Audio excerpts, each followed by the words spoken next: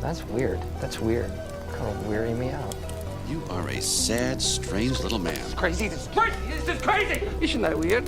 That's weird, man. It's strange. What's up, campers? Welcome back to episode 74 of Camp Strange. I am your camp counselor, Alex Tobin. And I'm the other camp counselor, David Stokes. And we're back to bring the spooky, wacky, weird, strange, and fat? Super fat. With a PH? Oh, and a 3 T's. Ooh. And a Z. It's a silent Z in the beginning. In the middle? Right in the middle. On both ends. Yeah. You know? And an upside down question mark at the front? beginning. Yeah. I like that. I feel like we should adopt that because then you know it's a question leading into it. Well, I also think that they have it right when they say W instead of we say W, and they say W, which means double V, and I think it looks more like a V than a U. That's true. So Spanish speakers, they got it right. Yeah. They got it right. Yes, they did. But we gotta, of course, I'm looking at the score right there. We had to move some stuff. Yeah, we're back after a long hiatus. We recorded literally, I think 6 episodes ahead of time. So now we're back. It's been like a month since we've been face to face with each other. So for a little rusty, we apologize, but we've missed out on a lot of news, and now we got to catch you up on some. Oh, so much news. And I think the first thing that I know is on David's mind, and I know is on my mind, is of course Goop. Oh yes, David loves Goop. I order all of their products. And for those who don't know what Goop is, it's Gwyneth Paltrow's all-encompassing snake health, oil. Health? I mean, health things. Health company. And Gwyneth Paltrow is now selling candles that quote unquote smells like my vagina. So she says it smells like her vagina. I guess okay, because so. I feel like I heard of this and I thought it was just kind of smells like vagina, not her vagina. So on the front of the candle, it's a piece of paper that says, "This smells like my vagina." Whose job was it to figure that one out? Tony Stark. Tony just lining up.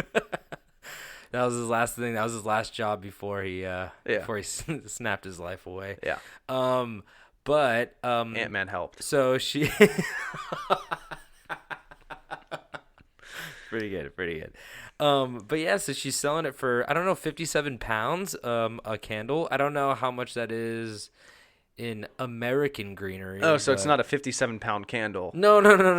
Oh my God, that's a big candle. I mean, that might not only talk about smell, burn a lifetime. Got some weight to it too. Some oomph. Anyway, but apparently it does not actually smell like a human vagina. It's supposed to smell like geranium, citrusy, bergamot, and cedar absolutes juxtaposed with damask rose and ambrette seed. It's a lot of words. It sounds like a lot. I'll just of take bullshit. the vagina instead. But yeah, so I'm interested, but I'm not interested enough. I'll just go to somebody's house who has the candle. I mean, everybody's gonna. She messed up by not doing this before the holidays. They're sold out. They're already sold out. Okay. Yeah. No, trust me. Of course, it's sold out. Everyone, but it makes you think you should maybe get into the candle game because you could just write this smells like my farts. I don't think you were it would the one that was smell as making good, candles, my dude. That's true. Chris has a candle making kit. I did make a candle. It was fun. Super fun. But there's a lot more work that goes into it than I thought. You could burn the candle wax. You have to I don't know. Let's not get into it. But yeah, we didn't have the vagina scent. I'll tell you that much to put it in there. We think we went with cherry blossom. So that's lovely. Maybe also slanging candles because it looks like there's money in the candle game. But David, do you have edible candles? Sorry, what? Any candles edible? Yeah. If you try hard enough. So Tyson Fury says he's masturbating 7 times a day to prepare for Deontay Wilder fight. So we just really went off we went vagina straight to masturbating. 7 times a day. Okay, we're covering it all today. I don't know who that is. Tyson who? Chicken Nuggets? Tyson Fury. Okay. I can assume that's a stage name. The undefeated heavyweight gets his second chance at winning the WBC title when he faces the Bronze Bomber. He's a boxer. I think it's UFC. Are you sure? You said WBC? Yeah. That sounds like a boxer to me, I think. Boxing champion? There's a B in there. There's a BC in there? Oh, we don't know what BC stands for. Oh, he's before Christ. Oh, yeah. Wait, but is he a boxer or is he not, David? You don't read the articles, and this is problematic. Yeah. So, but I guess the main point you're trying to get at is that he's masturbating a lot in order to prepare for this fight. Which I feel like it would be the other way around. Yeah, I feel like you want to get up all that pent up testosterone. Yeah, in your so I'm just veins. gonna do a quick Google image search. Yeah, it's boxing. Oh, okay. I was 'Cause afraid you- what you might find in those Google images. Yeah, I couldn't find any boxing gloves. And I don't know. I don't know about Does he that do shit. it with boxing gloves on? You're damn straight he does. I mean, that might help like your coordination with those gloves. You know, Yeah. you get used to throwing some hands with those gloves on. kept getting penalized for below the belt. They they have a shake weight, so I mean, Yeah. it is an exercise somewhere. But that's pretty cool. I can't wait to watch that fight. Yeah. He's gonna be so fucking horny. No, he's not. He's gonna be like not even wanting to go to the club tonight. No club for me. Yeah. I'm gonna stand and watch Friends. What are you looking at? So I found another. I might have 4 news articles. Okay, well, let me get to this one really quick. As Kansas man asks judge to allow him to have sword fight with ex-wife. So a Kansas man, not a Florida man. Where's he born? I want to see the transcripts. Actually, that's a good question. I don't know. But he asked an Iowa judge to let him engage in a sword fight with his ex-wife and her attorney so that he can rend their souls from their bodies. My God. Do you have a picture of the guy? I want to see what this guy looks like. I don't have a picture of him, but I'm sure we could find one online. His name is David Yep. Ostrom. Checks out. O-S. Yeah, he's a David. I'd do it. See, it's Ostrom. David Ostrom. He's 40 years old, and apparently he's going through a messy divorce. Must be. With his wife, and he claims that she destroyed him legally. So now he wants to cut her arms off. So he says that the judge has the power to let the parties resolve our disputes on the field of battle legally. And David Ostrom said, adding in his filing, that trial by combat has never been explicitly banned or restricted as a right in the United States.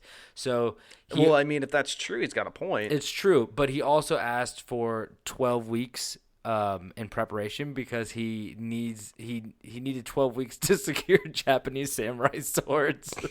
But I think he wants like good swords, obviously. You want like the best guys working on these, right? Yeah, I just don't think You don't want some samurai fucking sword's the right way to You go don't for wanna that. buy- You need a broadsword, just cut it right in half. See, that's the thing. But you don't want to buy a samurai sword from like the mall. No, those are displays. You know the shop in the mall that everyone has the shop in the mall where they sell knives, and there's always a knight standing in the window. Yeah. A big suit of armor. Yeah. You don't want to buy it from there. I mean, So- they got good quality product, but samurai sword, no. When I was back home, my brother, my sister-in-law, and we went to take my niece to get pictures with Santa at the mall.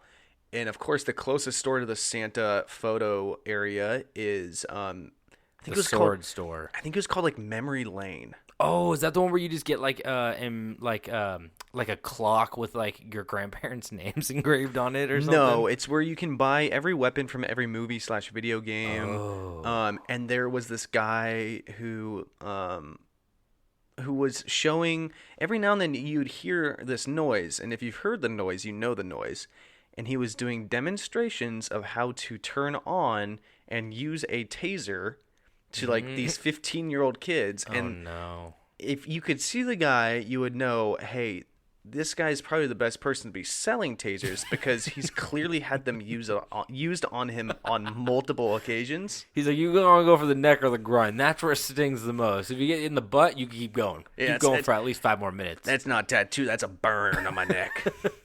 Well, that seems appropriate, But every couple minutes, you just hear that sound, and like everybody would like turn and look, and it's like, can we not do the Santa next to the taser man? It really keeps you in line for that nice list. You know what I Yeah. mean? But just to end this little news story right here is the guy David. He also said that if his wife did not want to fight him, obviously with the samurai sword, because he hates her attorney, and he said that she may choose her attorney as her champion. And the attorney's like, fuck this shit.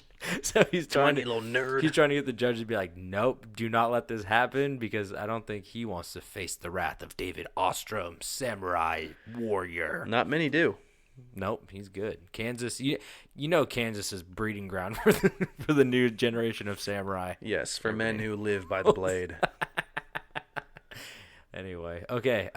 What else? You got a lot of news stories, right? What else you got for me over there? I got a quick one here that Britney Spears has her first solo art show, and it will open in France, and they have a picture of her art, and it literally looks like a 6-year-old's finger painting. We don't need to go into that one. That I just had to bring up real quick. Oops, she did it again. So my other one is McDonald's responds to a 20-year-old burger, says, in quotes, by no means the same as the day it was purchased. Oh, they're trying to say that their burgers age? Well, so there's a photo. And most restaurants don't have to fight that accusation at all. Yeah, this guy in Logan, Utah, has a burger that he bought at McDonald's in 1999. Is that the one in like a glass case? This one is just out in the open. Oh, wow, okay. And so he was just showing, like, I don't think he had condiments or anything. I think it's just the bun and the meat. And just showing, like, hey, it still looks the same after 20 years. No. And so McDonald's is trying to defend themselves, being like, it wouldn't taste the same, but it probably would. There is a good way to resolve this. Eat it. The blade. The blade. Chop, chop. Let's meet me in the ball pit. That's crazy, though. I mean, I've already seen, like, Super Size Me where they fucking, dump the fries in like, their respective airtight or glass containers and watch what happens. I still go and eat it sometimes. I don't care. It hasn't killed me yet. Their breakfast is just delightful. Their coffee's not that bad. I do not like their coffee. But the McGriddle... Yeah, that gets you going in the morning. I mean, no, I don't. It's more of a Sunday treat, Yeah. Really slow that blood flow. Go back to sleep. Sometimes I'm feeling a little too healthy. Yeah, you gotta throw knock a yourself McGriddle right in there. Down a notch. And those prices, how can you fight them? Do you have another one? No. I've got one more gold one right here. Okay. Universal Orlando now officially has a troll from the movie Trolls that farts glitter for guests. Ooh. Isn't that fun? Is that a statue or is that No, it's like a man. It's like a guy in a suit walking around. Or a woman or a troll in a suit. It could be a troll. That's the perfect disguise, honestly. A very small troll inside of a big troll. 3 trolls on top of each other. Mm-hmm. But yeah, farts glitter, I guess. I guess that's more of like, what is it, Universal Studios? Yeah, but of course it's in Orlando. Okay, but that's more of like an Orlando Universal type gag they got going. I don't think Disneyland, they try to keep it a little bit more PG. Yeah, they don't want no one farting on each other. You're out. The best thing you're going to get is Gaston giving you a push-up contest. You know what I mean? Yeah. God, that gets the moms going. It really does. The moms need something too, huh? I want a 21-year-old with fake biceps. Come on. Anyway, yes, John. I think we're all caught up on any kind of news. Yeah, I don't know. I think we're good. All right, you want to maybe talk about coffee? Oh, coffee. If you're not drinking coffee, it's 2020, okay? If you're not drinking coffee, how are you going to get all your New Year's resolutions done? Just get over yourself and drink the coffee. Yeah, seriously, everyone's doing it. Don't drink McDonald's coffee. I don't know what David's saying over there, but there's only one brand I drink, and it's Spring Hill Jack, baby. And guess what? They're coming hard this year. They're coming fast, they're coming hard, and they're coming with the coffee. And, yeah, go check them out. Don't try to hide. They're great. They're gonna find you. So you might as well go meet them head on in a field in Kansas and fight them with my Shaolin shadow boxing style. Yes. And Spring Hill Jack ain't nothing to fuck with. So get at them. You can say that again. And bring the ruckus for sure. And yeah, go check out SpringHillJack.coffee. They got lots of good stuff over there, and they're great people. So go check them out and buy some coffee. Now, David, the holidays have passed and a new year has come. The holidays are a time to overindulge and get cozy, but we all know that these relaxing and pleasurable times also come with repercussions. Yes, David, I'm talking about gaining weight. Fat with a PH and a couple Z's and 3 T's and a question mark. Well, what I want to say is, now gaining weight is not necessarily a bad thing as long as you're in pretty good health overall. But what if you got so fat that you weren't able to do something? More specifically, what if you got so fat that you weren't allowed to die? Well, that may sound weird to most people, but to one man in particular, this was a very real concern. But we'll get into that, as this is the story of the death of Richard Cooey. It's almost like being so racist that you're not racist. Because you're racist towards everybody. Well, there are stipulations to this. Okay. It's not just straightforward. He was so fat that he couldn't die. That doesn't exist. He became a planet himself. It reminds me of that guy you showed me who can't die. You know? Oh my god. Because dude. but I also wanted to say this. But the reason I found this guy is because of our last episode, which was about death row last meals. Okay. And this guy was on death row. God damn, we recorded that episode so long ago. I know. But I found him and I wanted to add him and like give it like a little blurb. And I was like, no, this guy, his story is too interesting to, or at least part of it is too interesting to not go into. So I wanted to cover it in a full story. But I wanted to also say this. Now, first off, I found the story while researching the last episode about death row meals, and if this man was on death row, then you most likely know that this story is going to have some awful aspects to it. So I give warning that some parts of this may be unsettling, and we do not take these actions lightly, but, you know, saying that, let's get into it. You know, some of these things, we're going to get into some, you know, bad things every once in a while, but we try not to make fun of those aspects, but try to find the, you know, the lighter side of it. So Richard Cooey was born in Akron, Ohio in 1967. Just like LeBron James. He was born in Akron, Ohio? Yeah. Oh, did I say Richard Cooey? You were talking about LeBron James. The fattest NBA player in the game, baby. No, that's Big Baby Jesus. I don't know who that is. No, Big Baby Davis. Big Baby Big Baby Davis? Little big baby I don't know about? Yeah, he looked like a big old baby. He's a big fat guy? He's It was big like in the old baby. 70s when you're allowed to be like as No. fat as you want. No, this was like 2000s. Oh. Yeah, Big Baby Davis. Center? Glenn Davis. Big center? Yeah, Nice. power forward center, went to Cool. LSU. Fun. Just a big old boy. Oh, anyway. Well, this guy, Richard Cooey, not Big Baby Davis. We don't want to 6'9", besmirch his 300. name. Whoa. Fuck. I forgot to look up his weight. It's set on here. Now I have to flounder until I find it. So Richard Cooey was born in Akron, Ohio in 1967, where up until high school graduation, he would switch between living with his father and his grandmother. Apparently, his father was extremely abusive to him, beating him regularly, which led to him spending much more time with his grandmother. Once Richard graduated high school, he enlisted in the U.S. Army, deploying to basic training shortly after.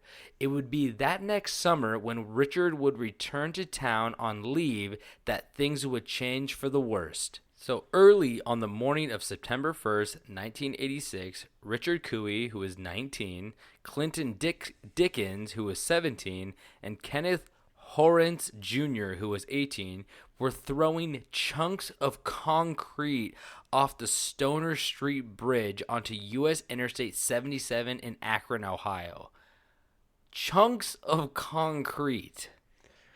Yeah, that's not good. I remember there was kids in my high school who were throwing, I think, water balloons, and they got in like massive trouble because obviously the cars going below are going so fast. If something hits their windshield, they could turn their wheel, cause massive pile up, get into a car accident. Yeah. It's super dangerous. But we had like an overpass near my high school, and these shithead kids got busted, and you know they got in like a lot of trouble. Let alone chunks of concrete.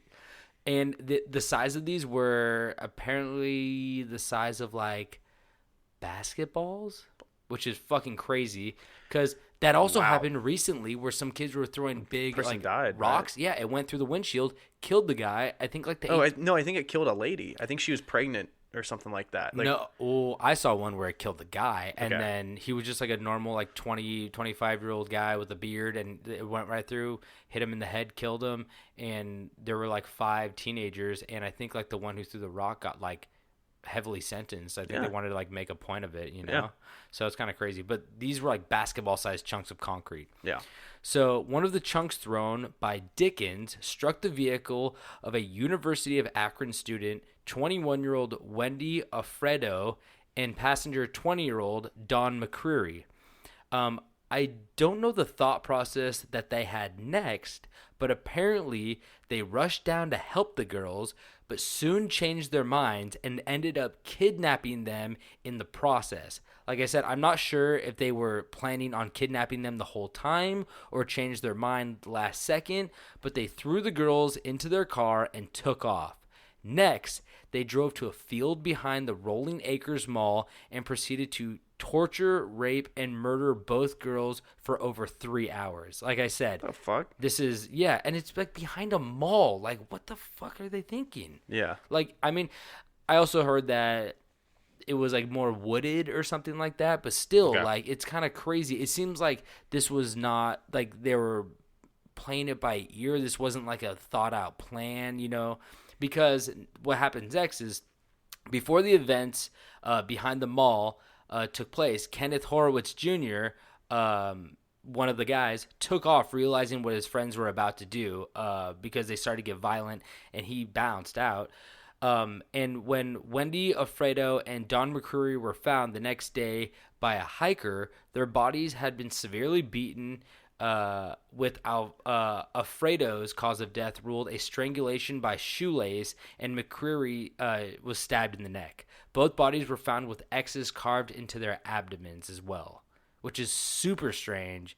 And, like, it just kind of seems so erratic, and I feel like they were trying to, like, be edgy. You know what I mean? Like, it just seems like for now that we know the full story, it almost seems like they were trying to make it look like it was, like, a serial killer or like a cult or like some kind of ritualistic killing, which it clearly wasn't. Yeah. As we find out later, you know. So luckily for the police, an informant relayed information that he had seen Richard Cooey selling jewelry he had stolen from the victims. Cooey also immediately began to brag about the murders to close friends and was turned into the police that next week. When pulled in for questioning, Cooey blamed Dickens, and when Dickens was brought in, he blamed Cooey for the murders. All three boys were ultimately brought in and charged. Horowitz Jr., the guy who left before all this happened, was given a light sentence of a little over a year for felonious assault. Davis, who was only 17, was spared the death penalty due to him being a minor and received a life sentence instead. But Cooey, the 19-year-old, who tried to claim that he was involved in the rape but not in the beating or the murders, received the harshest punishment of all in the form of a death sentence. So, I mean, it just goes to show you, like, I mean, I think he fucking deserves it, but it just goes to show you, like, 1 year can make a huge difference with these crimes like that. You know, it started off with horsing around, where you're fucking around throwing stuff onto a freeway, and it ends in this horrible rape and murder. It is interesting to see, like the I'm not saying all people that commit crimes are like that, but it's interesting when you can see, like, the progression of crime kind of thing, where one they thing start something kind of small and then, like, they just continue. It's almost like an adrenaline or like a junkie, where like you get like a taste of it and you want to keep going because Like, you know it's wrong. There has to be some sort of, like, imbalance in their mind that makes some people do stuff like that. Cooey also claimed that he was high off cocaine and opium, and he was also Wait, how old drunk. are they at this time? 16, 17, 17, 18, and 19. Cooey was the oldest at 19. But yeah, they're just like kids. You know? It's fucking insane. So Cooey tried to ask for mercy due to the fact that he claimed that he had no control since he was under the influence of alcohol, cocaine, and opium. He also said that he had a rough upbringing, stating that as a child, if he shit his pants, if he pooped his pants, if he shitted his pants, if he shatted his pants, his dad would shove his face into his feces. Okay. And also, like, his head into the toilet, which I would hope, I don't know, maybe the swirly after to clean up. Yeah. It's just crazy to think that, like, There's some terrible people. The dad's like, I know how to train a dog. Yeah. That's going to work on a kid. Yeah, my mom read Caesar Milan's dog training book, and afterwards told my sister, I raised David completely wrong after reading this book. Did she really say that? Yeah. That's so funny. After reading this dog training book, when she realized how she should have raised me better. Shouldn't have been biting her so much. Can't help it. You ever seen that video of Caesar Milan getting bit by the dog and he starts punching the dog? No. It's funny. I gotta look that one up. I'm sure it's not funny, but it, Well, it's funny because he's so cocky going into it. He's like, watch this. And then he just gets, like, the dog just snaps on him, and then he has to, like, it was a couple, like, good punches, but he's also, his arm was stuck in the dog's mouth, so you do what you gotta do. Is he still active? Did he have a scandal? Besides punching a dog? Why do you assume that Caesar Milan has a scandal? Because I feel like he kind of disappeared. Is it a think he yellow has lab he punched? Yes. You watching it right now? Yeah. I think he has a TikTok now, to be completely honest. I think he's teaching people how to train their dogs. Are you watching it? David? Holy shit. It's just, I told you. The dog goes after him. So, anyway, like I said, back to this story. He just fucking throat punched that dog. Holy shit. So, wow, this is a controversial podcast we got going on so far. But like I said, he tried to tell the judge in the court this about his rough upbringing, and these drugs. But, of course, this did not change his sentence, though. So Cooey sat on death row for 17 years until 2003 when he was finally scheduled for execution. So it's kind of interesting. I don't know how death row truly works, but you're on death row and for however long, and then they'll finally decide your final date, your execution date, because it's like a lot of red tape you have to cut through. Yeah, I think it's a lot of legal jargon. Yeah, I think so. So I think in 2003 he finally got his scheduled execution, but Cooey had another plan. So in February of 2005, 2 years after he got his his scheduled date, Cooey and another inmate were caught attempting to climb a series of barbed wire fences, trying to escape. Ugh. And I feel like that's got to be at the top of the list of like terrible things to try to do. Climb over a barbed wire just sounds awful. And do you know how tall those fences are and how many fences there are? Yeah. And those guard towers, yeah. I mean, I don't. You get cut the shit in the first one. You're like, fuck, I got 8 more of these to go. I have seen like in movies when they take a carpet, a carpet, rug, and they throw it over. Mm-hmm. Not a bad idea. No, but also, where are you gonna get a rug in prison carpet? Oh, you don't want to touch I'll tell you one thing. I'll take the barbed wire. I'll tell you one thing about a prison carpet. Don't touch the goddamn prison carpet. Your sister sat on the prison carpet. Now she's pregnant, and I don't. Quadruplets. And they're all evil. So, like I said, he tried to climb this barbed wire fence with his fat ass. Jesus. What? He's the one who claimed he was too fat. All right. So, words. We'll get into the numbers in a second. But he was caught by the guards, and he was thrown back in the slammer. I don't know if he was thrown back in solitary, or if you're already in solitary, if you're on death row. I believe double you are. Solitary. It's just a room that you can only stand in. You can't lay down. Yeah, they caught him, and all the cards went. What? It's a solitaire joke. Oh. It's a double. It's like double Jeopardy, but double solitaire. Double bad. Anyway, he was thrown back in the slammer. But Cooey was running out of options to get out of death row. But he had one more idea. Cooey made an appeal for clemency, which is basically mercy. I've never heard that term before. Yeah, I think it's more of like a prison term. I'm glad you don't know that one. Yeah, I didn't know it. So, or maybe like it's just like an old like English thing. It sounds like a Western thing. Yeah, like when somebody's like like they got the noose around your neck, they got you up on the nice little hang stand, and the guy's like, it's like what do pirates yell? Ahoy! No. Arg! What do they yell when they get like immunity? Pirate. Oh, you guys know this.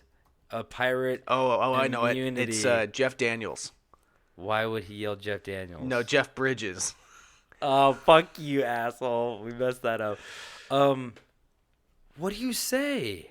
I really wanted to post that text conversation between I, and Sam Skolnick when he was texting us about when neither one of us had the right name for the guy from, and I was like, and then I pulled Bill Pullman into this conversation. They all look the same.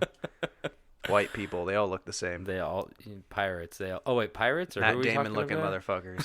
I'm never gonna find out that word. If you guys know the word from that movie, just tell me. We spent like 10 minutes looking for it. Yeah, we did just hit pause and try to look for it. I cannot find pirate law.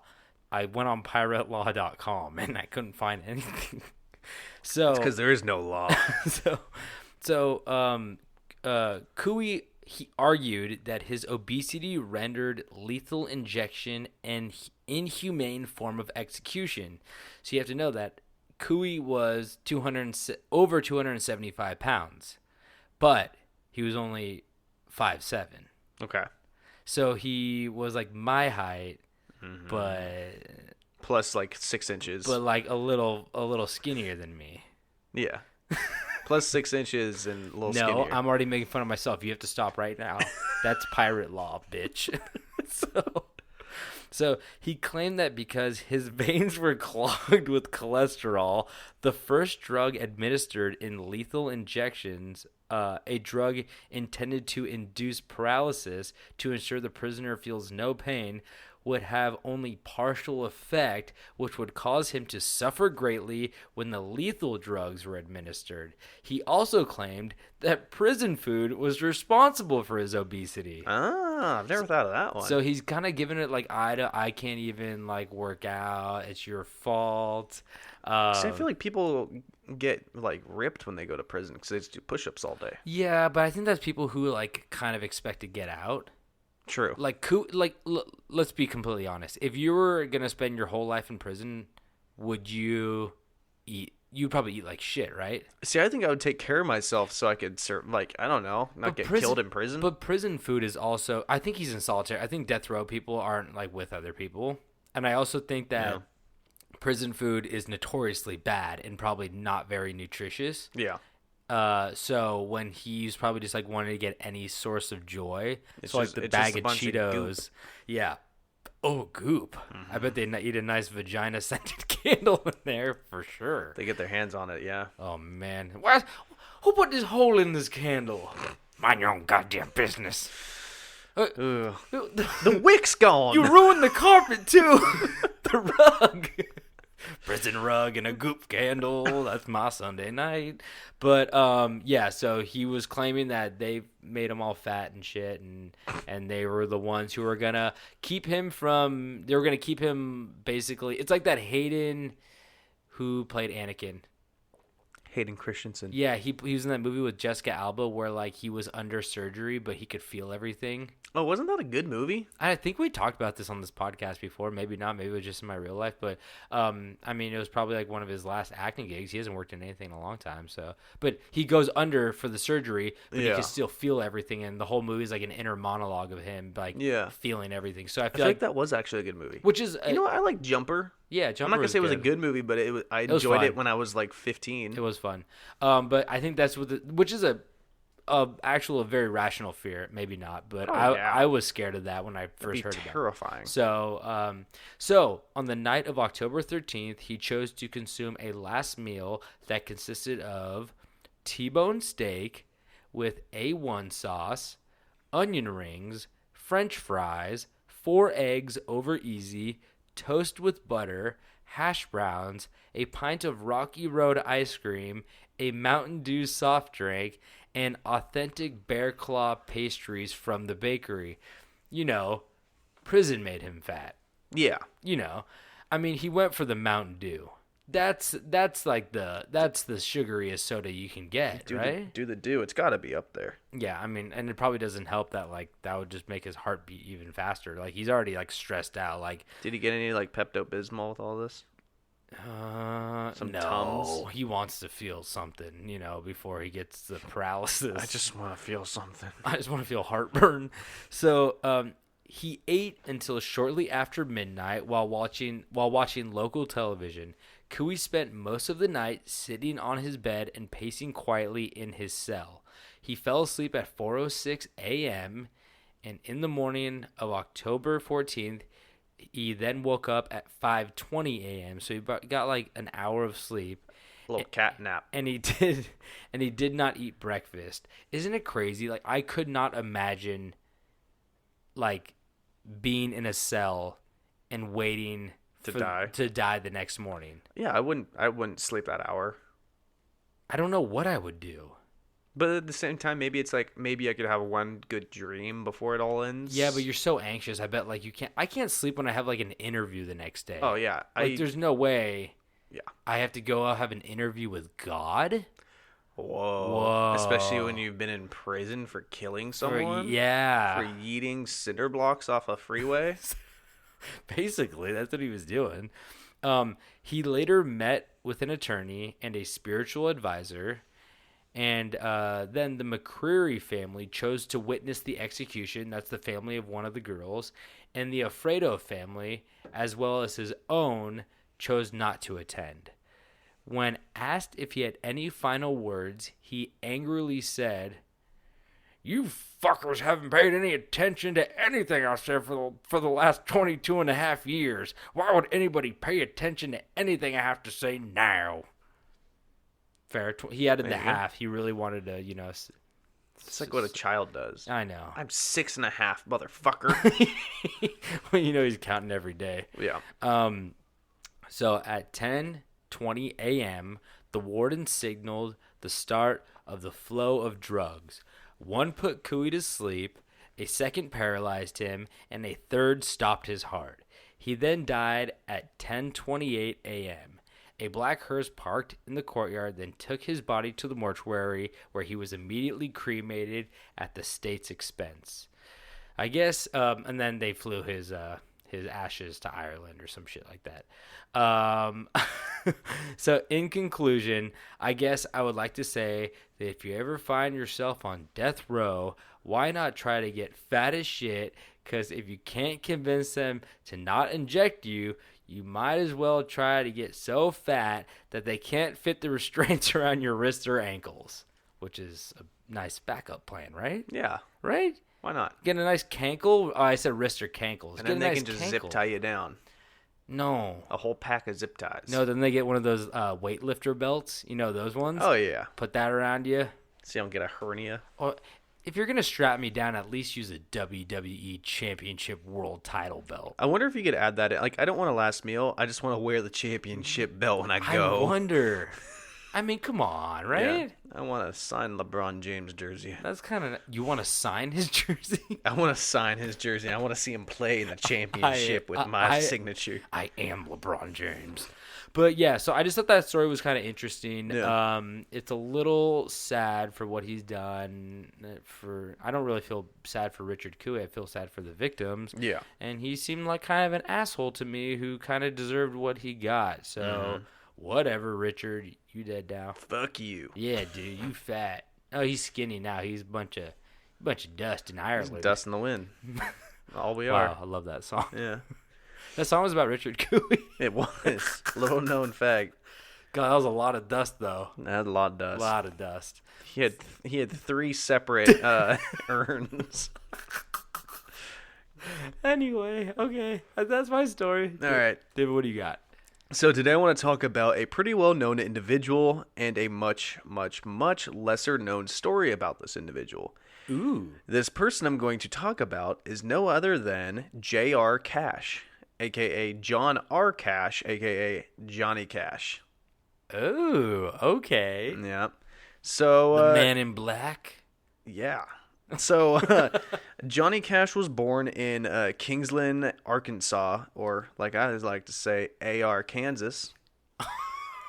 I just saw like a Vine where it's like, why is this Kansas and why is this Arkansas? Like, Yeah. Don't make sense. No, it's a deep cut reference to a awful video my friend sent me of. It was like a random Southern kid doing a college football analysis about, I think it was Oregon, Ohio State, and he was talking about how, I think it was like Oregon hasn't beat anybody, like who they played. They played like AR Kansas in the preseason. Oh no. And he like kept going on about AR Kansas. No. Not realizing that it was Arkansas. So ever since then I've always referred to it as AR Kansas. Damn. Which makes me look stupid, but I think it's funny. Let's add an L to that AR because he just took it. Okay. That was a stretch, right? Yeah. He just took No, it. and I mean that was just a very Barstool Sports post right there. I'm such a fucking Fucking douchebag. So yeah, he was born in Arkansas on February 26th, 1932. Johnny was born to a poor cotton farmer family as the fourth of 7 children, and never had much money or anything like that in his youth. After Cash spent 4 years in the United Air Force, he packed his bags and headed to the legendary Memphis, Tennessee, and it was here that Cash would make a name for himself. Music City Row, baby. Yup.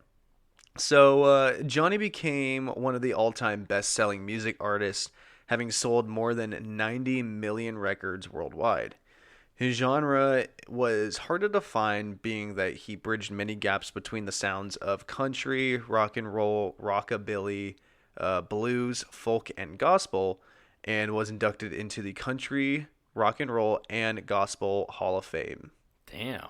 Yeah, which I don't know if there's anybody else that's in all 3. Gospel's the hardest one to get, I feel like. I didn't know they had a Hall of Fame. I mean, I guess everybody does, but I just mean, like, you really gotta, he didn't have necessarily a clean record. He was No. He was known for we'll talk being about his record. being an alcoholic and stuff. I'm a big Chris Christopherson fan. I'm also a Johnny Cash fan, but he has a song called "To Beat the Devil," which was basically about Johnny Cash finding Johnny Cash in the studio, drunk off his ass, and how he beat alcoholism and stuff like that, Yeah. which is really interesting. So yeah.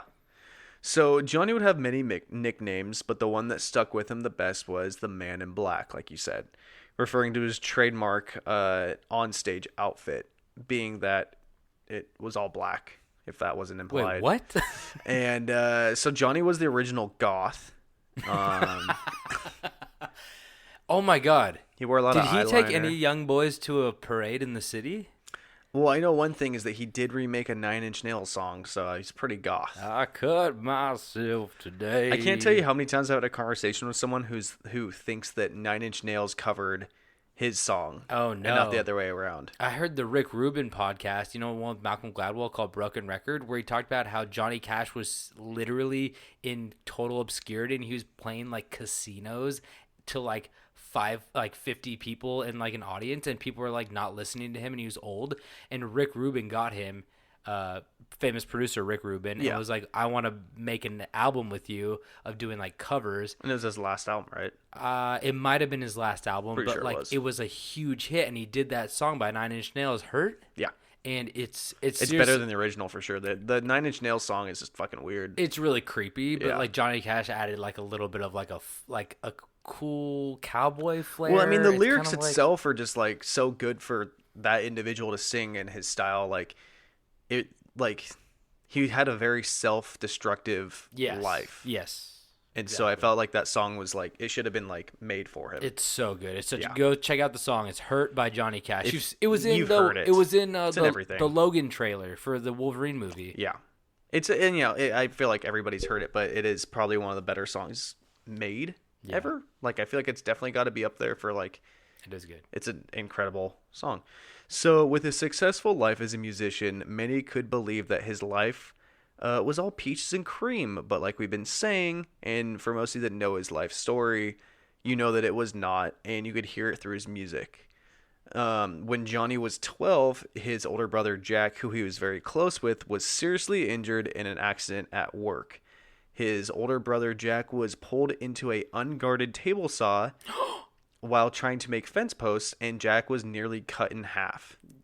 You know what I'm thinking of right now? Yeah, The I Dewey looked it Co- up. the I looked at when I was writing the story. I went back and I watched it. So I halved myself. If you guys don't know, have you guys ever seen the Dewey Cox story with what's his John name? C. Reilly. John C. Reilly. It's basically a parody of Walk the Line. Walk the Line, Johnny Cash upbringing. And there's a part where they're machete fighting in the barn, and The protective sleeve came off in the backswing.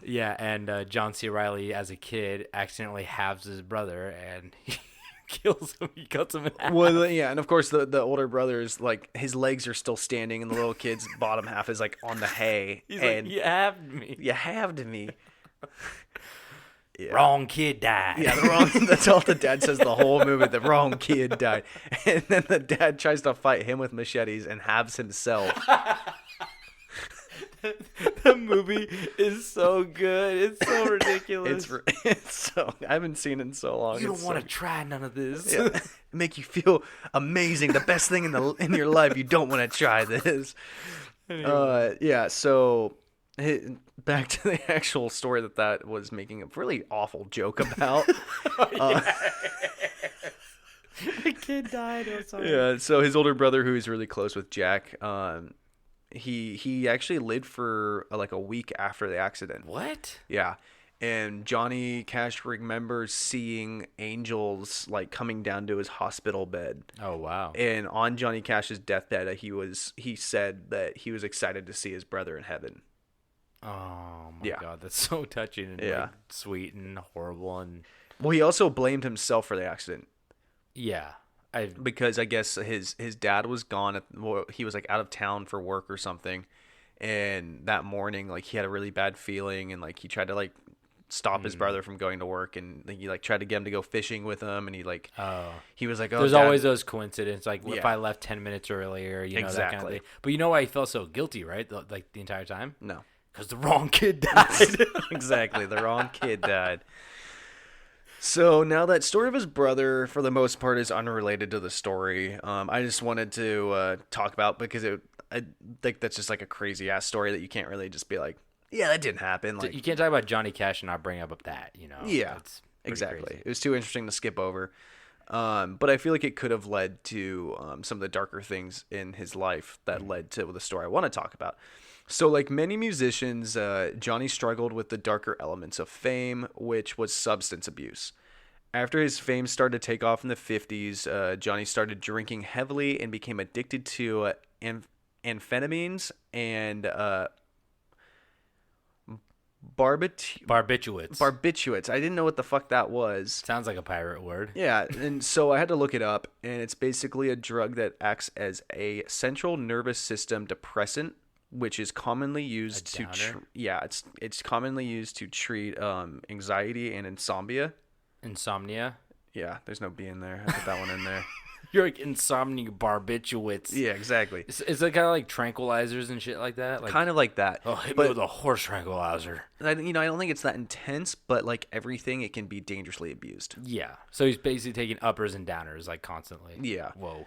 So in June of 1965, Johnny's camper caught fire during a fishing trip with his nephew Damon Fielder, and that was in the Los Padres National Forest in California. This fire would spread, and it started a forest fire that burned down several hundred acres Oh, and shit. almost killed Johnny and his nephew. Oh, my God. Yeah, I never heard this one. No one talked about how the fire got started, though. Well, Cash claimed that the fire was started from sparks that came from a defective exhaust system on the camper.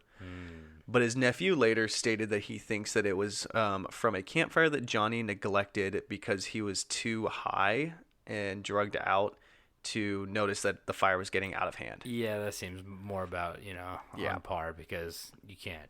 I mean, if it's different if somebody was killed, but Yeah. man, that sucks. Like, you know what? You were drooling on yourself, Uncle. Like, yeah, like we're gonna look into this if like you kept people talking about die, that but- waitress. Damn, that's crazy. So when the judge questioned Cash on why he started the fire, Cash replied, "I didn't do it. My truck did, and it's dead, so you can't question it." Oh, damn. So the fire would burn 508 acres and killed off Wait, what? oh, keep going. Killed off 49 of 53 endangered California condors in the area. No, why the birds can fly? I guess they don't. Oh, I don't know. no, Johnny. And so Cash did have a quote about the condors, and he said, "I don't care about your damn yellow buzzards." Oh no, Not a good answer. no, Johnny. But so this part of my story will relate to later.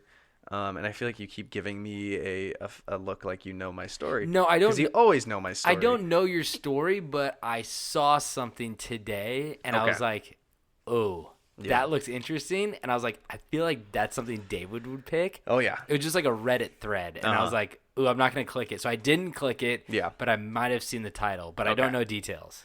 So one thing that many people don't know was that Johnny Cash once owned a recording studio in Tennessee, which, that doesn't sound that surprising. No. I bet many people could guess that. But there's one thing about this recording studio that was a little strange. I think Chris Christopherson was the janitor there. Probably. That's how he got like his music to him anyway. Whatever. Sorry. But so the very strange thing about this particular music studio or recording studio was that there was an exotic animal refuge park attached to it on the grounds. Was that his? I don't know if it came with it or if he made it himself. It was hard to find a lot of information about the actual park itself. Imagine being like, I love music, I love making music, I love recording music, I love sharing my music. I want to buy a music studio. Oh, that's perfect, Johnny. We have a nice location right here for you. Oh, this is perfect. I love this. It's in Nashville, Tennessee too. Oh my God, I love this. I love this Music City Roar. Yeah.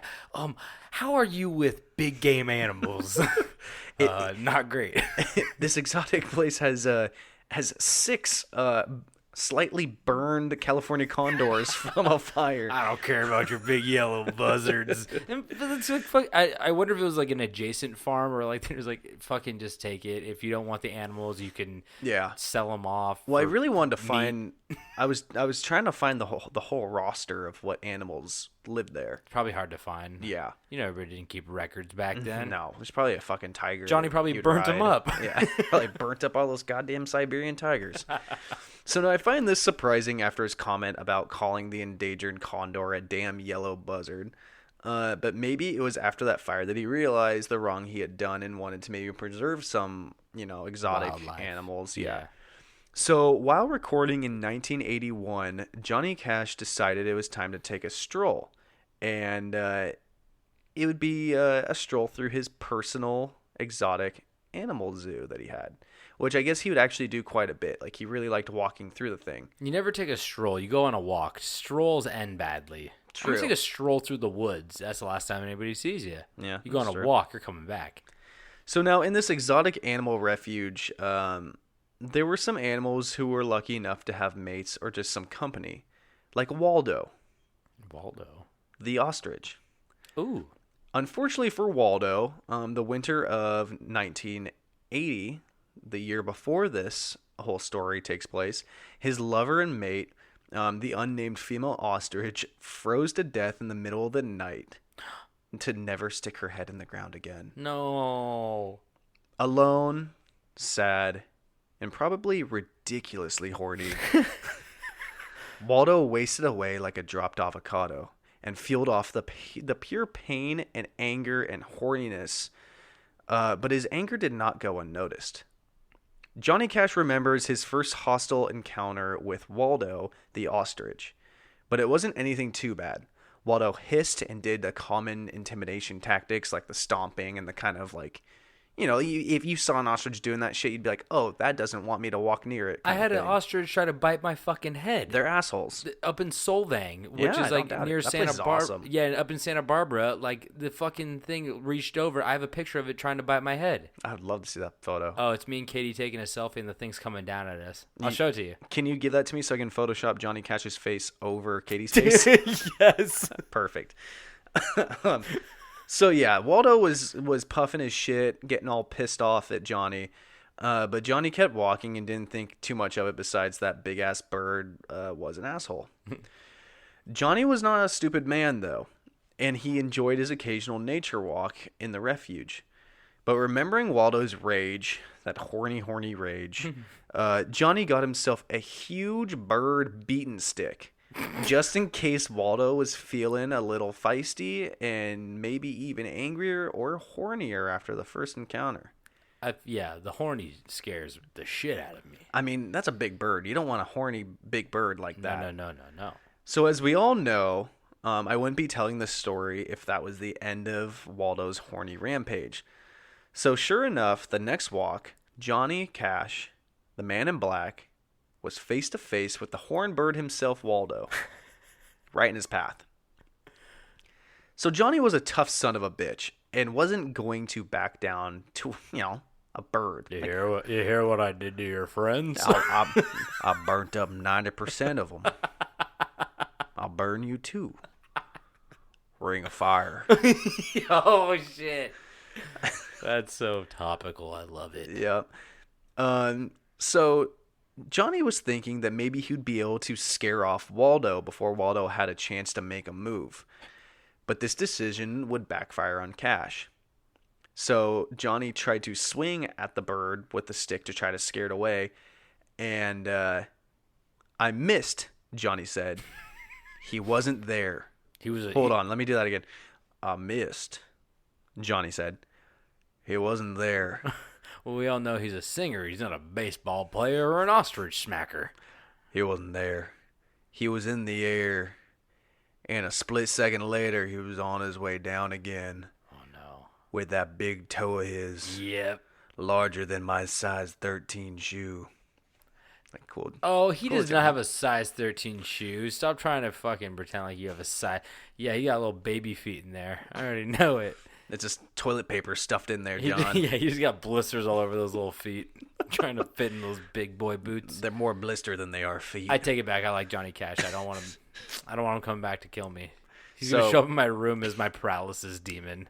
All right, we're still in the middle of a quote. Oh, sorry. Larger than my size 13 shoe. Extended towards my stomach, he made contact. Oh. I'm not sure there was never any question he wouldn't, but frankly, I got off lightly.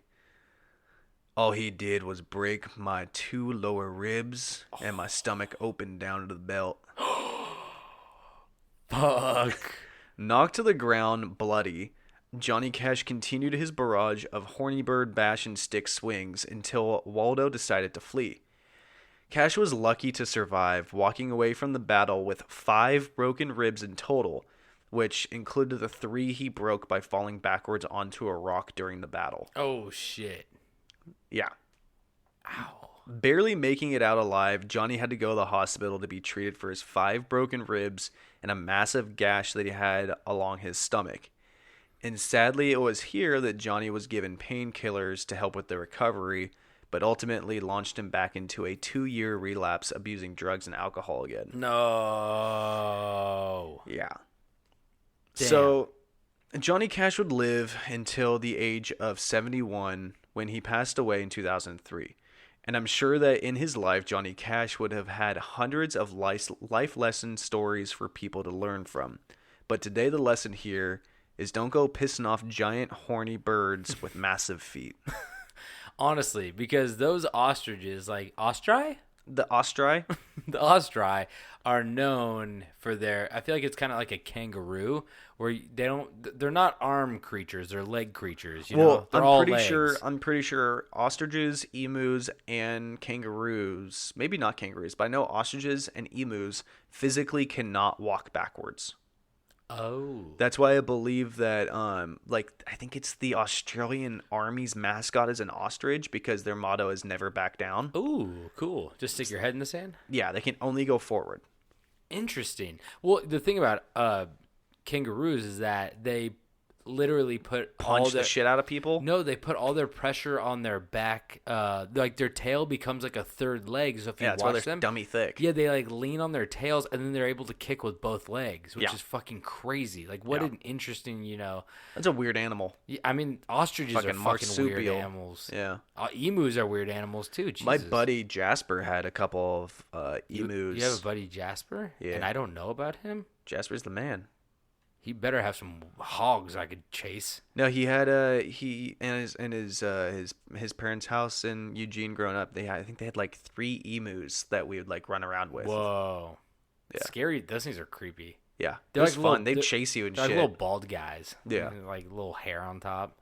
But wow. Yeah, I saw something about that on Reddit, but I didn't read it. I didn't really know like what actually happened. I mean, that's where I found it. Holy shit, that's crazy. I had a whole different story planned, and I saw that, and It's too good of a story I to was like, pass up. yeah, and it wasn't long enough, so that's why I took a little jump into a little more about Johnny. Yeah, I mean, Johnny Cash's life is very interesting. I mean, Yeah. we even go into like him playing concerts at the prison, Folsom Prison, So, I mean, if you guys like Johnny Cash, do some own independent research about his life. It's pretty interesting. He's a very, cool guy. He's one cool guy. Even without almost extincting an animal. So, well, thank you guys so much for listening. We love being back and telling you these stories, and we love that you stay tuned and listen even into the year 2020. We started this in 2018, technically. So Shit. pretty cool that we're able to make it this far, and it's fun for us, and we hope it's fun for you guys, and we keep you entertained. If you guys want more information, just go to campstrange.com. All the hyperlinks are there. You guys know the deal. We got Instagram, Facebook, Twitter. If you want to send us a story, go to campstrangepodcast@gmail.com and send us one. And if you want merch, it's also on the website, so go check that out. If you also want to leave us a review, we would really, really, really appreciate it. We always love it when you guys do that. Hopefully they're positive. We hope. And if not, let's just say, my car did it. My car did it. What? I'm going to start a fire. Oh, yeah. You can't ask it, though, because it did. Oh, my car did it. I killed that son of a bitch, too, like all those birds. I mean, my car did it. So if you guys could do that, that'd be great. And before we wrap this up, David, do we have anything? Do we have a category, or do we have... Or just what we got in the merch shop? What we're pulling out of the bag in 2020. I know one thing we've got in the merch shop. Oh, okay. What do we got in the merch shop? It's a towel that no matter how hard you try, it just never gets fucking dry. It's just always wet. Oh, it smell like mildew? No, Oh, okay. it smells fine. It's just wet. It's just a little wet. It's just never complete. Like when you accidentally toss like a towel on the ground in your room and then you use it the next morning and you're just like, it's still kind of wet. cold and wet. It's a little wet. We got sparklers, and you can draw your name on the sidewalk and it leaves a little white burn print, and you write whatever you want on there. You ever do that? No. Really? The sparkler? You could like write on the sidewalk with the sparkler. I used my sparklers for the reason God made them, and that was the sparkle. I got a cat that does laundry for you. He just doing it. I got a carrot and a celery. Just one. I got a can of baked bean. That's right. It's one big old potato-sized bean. I got Tiny Tim's crutches. Did Tiny Tim hurt his legs? Tiny Tim can't walk. He couldn't? No. The guy who did the SpongeBob songs? That's not that Tiny Tim, the one from the story, not... When you say Tiny Tim, that is the only Tiny Tim that comes to my mind at first. That Tiny Tim creeps me out. I love that Tiny Tim. I'm talking about, what does he say? He's like, God bless us, everyone. That's a Christmas Tiny Tim, Yeah. I think. Got a big-ass robot. We got weird Tiny Tim. Got a little-ass robot. Up in the sunlight, having the time of your life. I love Tiny Tim. He's great. Scary and dead, but He is dead. we have your eyebrows. You don't need to check that one, guys. You don't need to Google that one. He is dead. Are we done? Yeah. Okay, we're done. Okay, thank you guys for tuning in. We love doing this for you. And David, do you have anything to say before we leave? Don't forget to trim your ostrich toenails so they don't slice their belly open. It's crucial, but you could also write a song about it if it do happen. And don't forget to stay strange.